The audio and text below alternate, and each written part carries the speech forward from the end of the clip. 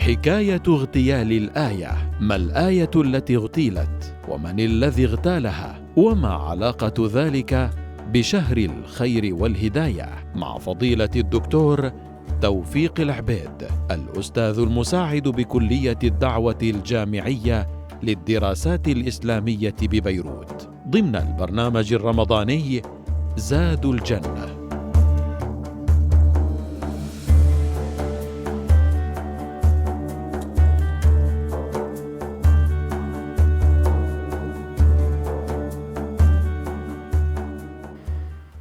الحمد لله رب العالمين، والصلاة والسلام على سيدنا محمد وآله وصحبه أجمعين.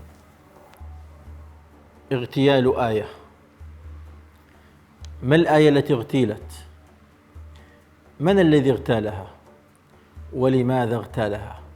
وما علاقة هذا الموضوع في رمضان الذي نحن الآن نتفيأ ظلاله؟ أيها الأحبة الكرام، تلك حكاية قوم سيدنا صالح مع قومه، حيث أن هؤلاء القوم إذ دعاهم سيدنا صالح إلى أن يعبدوا الله تعالى وحده لا شريك له، فلما رأوا براهينه وحججه والوحي الذي تنزل عليه وعاينوا صدقه، حينئذ طالبوه بمعجزة.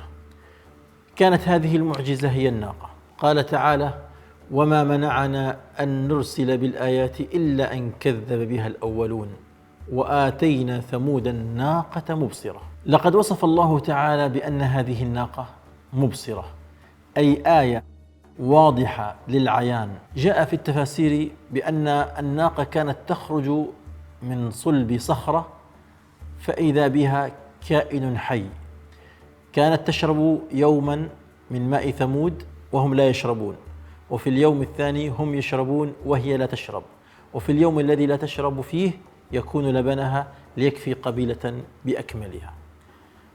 أيا كانت هذه المعلومات صحيحة أو غير دقيقة ليس لها رواية، لكن المعنى أن هناك معجزة قائمة، وهي هذه الناقة.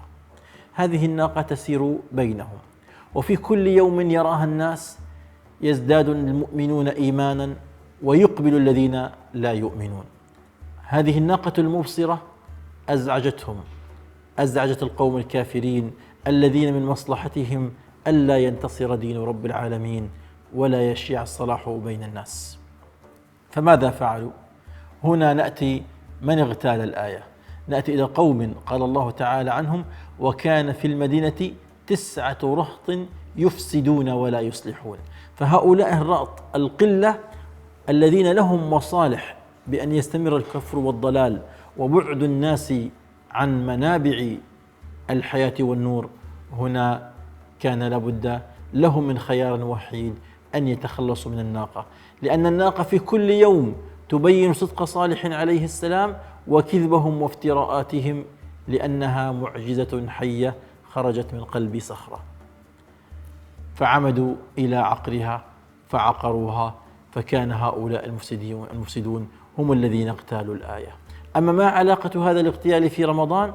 فذلك بأن رمضان آية مستمرة تعيد الناس في كل عام إلى محراب رب العالمين، تعيد الناس في كل عام إلى دينهم القويم. فماذا يفعل أهل الفساد؟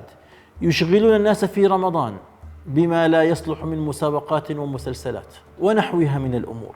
فلذلك أنا أقول لك أيها الأخ الكريم، أيها الأخ الصائم، احذر أن يغتالوا رمضانك، احذر أن يغتالوا منك رمضان.